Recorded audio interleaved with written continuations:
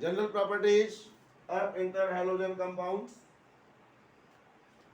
These are covalent molecules and are dimagnetic in nature. आप सभी जानते हैं कि जो कंपाउंड ClF बन रहा है या BrF बन रहा है, ये कोवैलेंट मॉलिक्यूल होगा, क्योंकि जैसे ClF है, Cl के आउटर मोस्ट सेल में कुल 7 इलेक्ट्रॉन हैं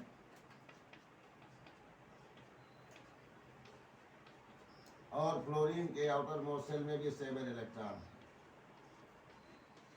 One and one electrons are taking place in covalent bond formation by sharing of electron. ClF molecule is obtained.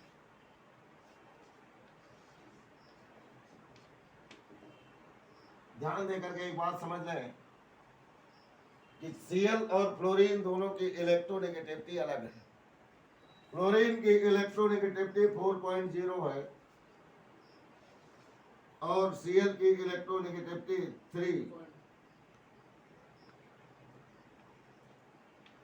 3.0 है. Electronegativity of both the elements are different, resulting sharing electron of fluorine partially shift towards fluorine. Such electron of fluorine sharing electron partially shift towards fluorine, resulting ये electron यहाँ था पहले और यहाँ से यहाँ आ गया, resulting partial positive charge originated on Cl and partial negative charge originated on fluorine. So ClF is a polar covalent bond. Being polar covalent bond, fluorine and chlorine both will take place in dissociation easily. पोल पहले से बना हुआ है ना, इनका dissociation आसानी से हो जाएगा. When two different halogens are taking place in the formation of a molecule, then polar covalent bond will form between them. And due to polar covalent bond, their dissociation is easy. Dissociation is easier than a pure halogen molecule. So, interhalogen compounds are highly active than halogen molecules. Interhalogen molecules are highly active than pure halogen molecule. Cl2 के comparison में ClF अधिक active होगा, क्योंकि ये पोल बना हुआ है. थोड़ी सी एनर्जी मिलेगी, थोड़ी सी एनर्जी में Cl अलग अपने इलेक्ट्रॉन को लेकर के और F अपने इलेक्ट्रॉन को लेकर के टूट जाएगा due to polar bond, polar covalent bond. और इस प्रकार से ये एज सून एज पॉसिबल दूसरे अटैकिंग एजेंट से रिएक्शन कर लेगा. जबकि अगर ये Cl होता तो दोनों की इलेक्ट्रोनेगेटिविटी सेम थी और कोई भी किसी के इलेक्ट्रॉन को अपने तरफ नहीं खींचता. जिससे देखिए ये 7 इलेक्ट्रॉन इसके हैं, ये 7 इलेक्ट्रॉन इसके हैं. इसमें सिमिलर इलेक्ट्रॉन होने की वजह से कोई भी किसी का इलेक्ट्रॉन अपने तरफ नहीं खींचता और इसमें कोई भी पोल नहीं फॉर्म होता. इसलिए Cl के बीच में कोई पोल नहीं है और ये आसानी से डिसोसिएट नहीं होता है और ClF इसके कंपैरिजन में आसानी से डिसोसिएट हो जाता है. इसीलिए अधिक एक्टिव होता है ClF और कम एक्टिव होता है Cl2, या कम एक्टिव होगा F2. सेम एटम होंगे तो स्टेबल ज्यादा होंगे और जब डिफरेंट होंगे तो उनकी स्टेबिलिटी कम होंगी. समझ में आ गया? कोई कंफ्यूजन तो नहीं है? तो दो अलग एलिमेंट जब मिलते हैं तो उनमें पोल बनेगा और पोल बनने पर उनकी स्टेबिलिटी घट जाएगी और स्टेबिलिटी जब घट जाएगी उनका डिसोसिएशन आसानी से हो जाएगा और आसानी से डिसोसिएशन होने के पर वो उनकी एक्टिविटी अधिक बताई जाएगी और वो केमिकल रिएक्शन में आसानी से पार्टिसिपेट करेंगे then non polar covalent molecule. तो ये देखिए एक कंसेप्ट आपका पूरा क्लियर हो गया होगा. These are all covalent molecules and are dimagnetic in nature. They are volatile solids or liquids at room temperature. ClF, which is a gas, Physical properties are intermediate between those of constituent halogen, except that their MP and BP are little higher than expected. तो ये सब common चीजें हैं। देखिए अगली चीजें हैं, जैसे इंटर हाइड्रोजन कंपाउंड को आप पानी के साथ रिएक्शन कराइए, कोई इंटर हाइड्रोजन कंपाउंड है, एक्शन विद वाटर,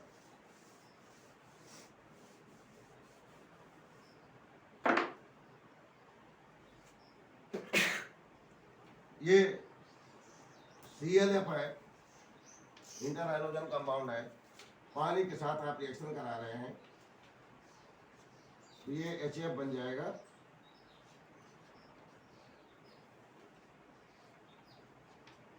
और ये HOCl के साथ मिल जाएगा, प्लस HOCl, ये हाइड्रोक्सी क्लोराइड कहलाता है, ये हाइड्रोजन फ्लोराइड।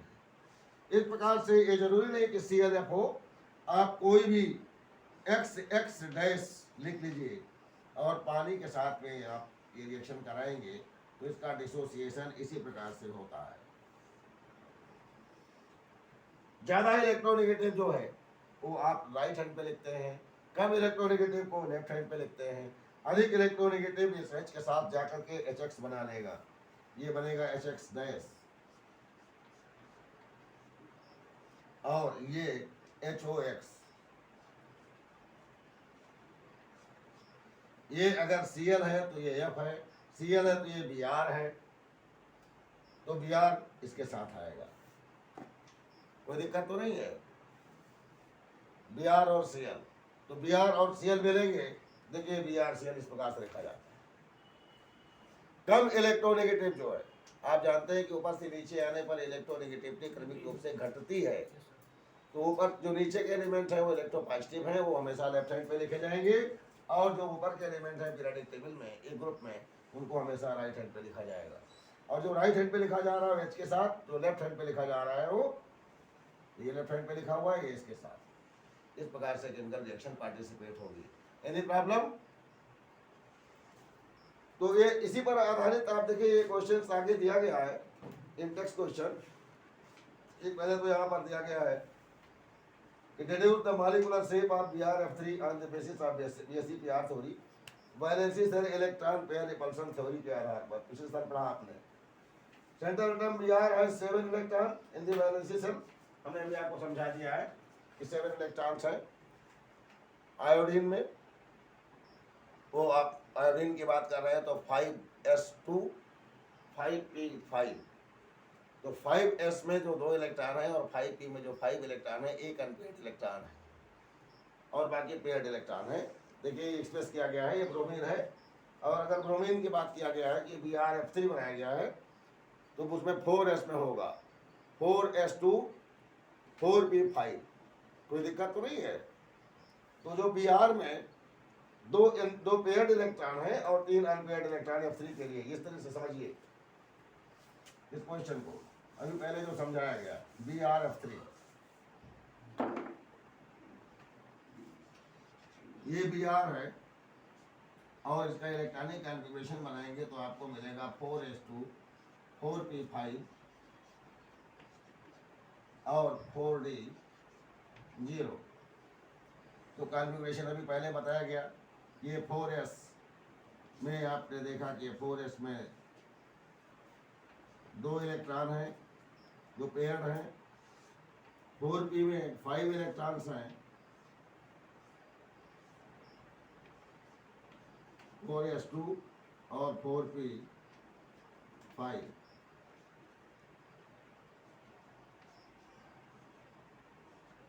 और 4d में कोई ऑर्बिटल नहीं, 4d के ऑर्बिटल में कोई भी इलेक्ट्रॉन नहीं, 4d 0।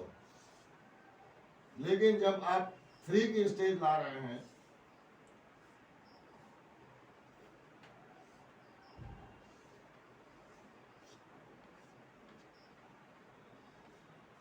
तो एक इलेक्ट्रॉन यहां से निकल करके यहां आता है, दिखाई दे रहा है, कोई कंफ्यूजन तो नहीं है।